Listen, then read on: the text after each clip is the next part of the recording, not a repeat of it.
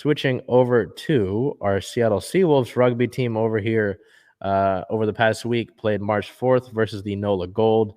Unfortunately, losing that game by a score of 24-25. You can tell that was a really close game there. It would come actually down to a final stand at the try line. I was behind the try zone that the Seawolves were trying to get to, and it was the equivalent of a goal line stand in American football there, where the Seawolves had given up a penalty kick late, and were looking to get back into scoring position. And unfortunately, Nola was able to hold strong and get a stop there. It was the Major League Rugby game of the week, so it was on Fox Sports 2 as opposed to the Rugby Network.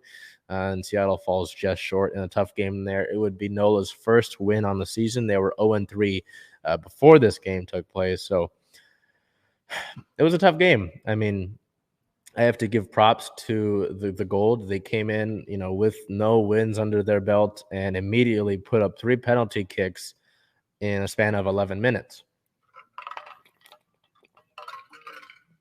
Getting some instant offense against a team that started off the season 3-0, and their one loss on the season had come against the best team in the Western Conference. So you're thinking, hey, Seattle's going to bounce back here against a New Orleans team that has really struggled this season.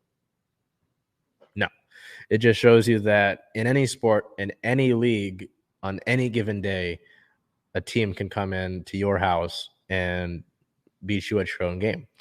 So a difficult week. I don't think it's anything necessarily to hang your hat on. I mean, New Orleans played their best game of the season so far in this young part of the year. But also there are some things that are apparent.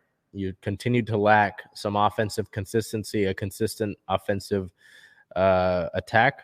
There's lack of cohesion in that. There were several times where Seattle would have good movements, good momentum building on their passes and their offensive attack, and then it would sputter out because you couldn't continue that attack going or because you turned the ball over. So I would continue to look at that team and say, hey, if you can address these things, you continue to be a dangerous team and a contender in the Western Conference.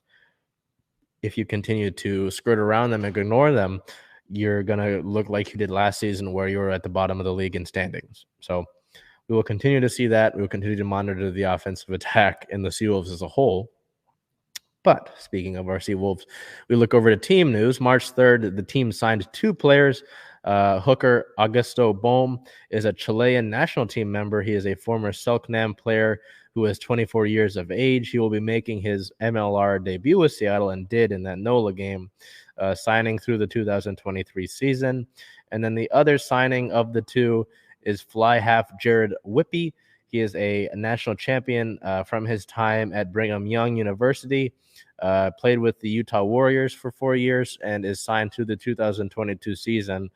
He is a 31-year-old. So the Seawolves now sit at a 3-2 record. They are 3rd in the Western Conference. So you're still 3rd in the Western Conference, which isn't, you're not in panic mode necessarily yet. You've got 15 points on the year, but the team that you're playing this upcoming week, March 12th, at the Houston SaberCats at 5 o'clock, they are 4th in the West, and they sit at 11 points. So if you lose this game against Houston, it's an important Western Conference matchup. You start to wonder, hey,